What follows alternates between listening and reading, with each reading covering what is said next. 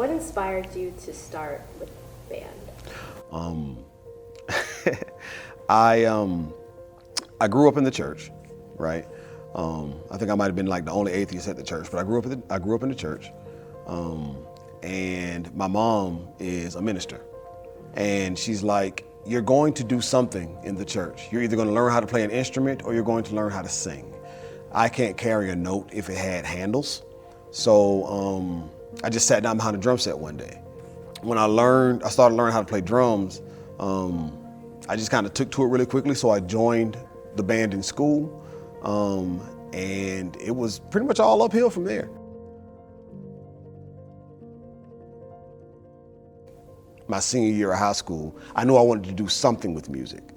And I started out, as a producer. I started learning the production side of things, and I was like, this is cool, but I realized I'm better at teaching other people how to do what I do.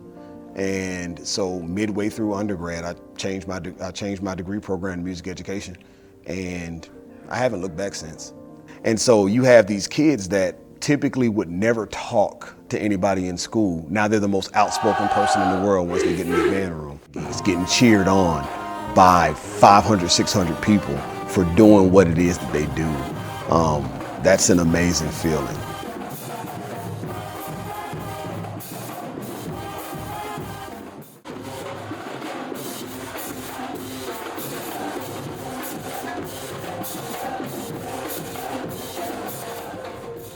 It's crazy for me, but I get to see these students achieve so much just by doing what it is that we do. They're doing something that they love, and I'm able to communicate that love for music, that creation with them. And the one thing that I love about music is that it's never the same twice, right? If you're playing live music, you're never going to get the same experience twice. It's going to be something different. They are their own biggest critics, and because they take that ownership, there have been situations where I give my drum majors what our goals are for the day. I tell them how to do it, and it gets done.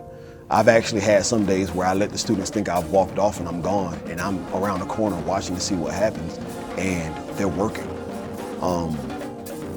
And I honestly think that that's because of the connection that we have with the music. I think that because they're so involved in the development of what it is that we do, that they take a lot of ownership about it.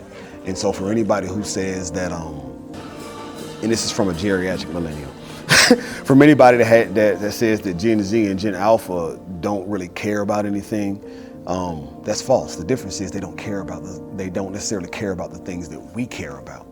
But once we find what they care about, and we find a way for them to make it theirs, and we find a way to meet them where they are and drag them kicking and screaming to where we need to be, they're capable of a lot more than they think they are.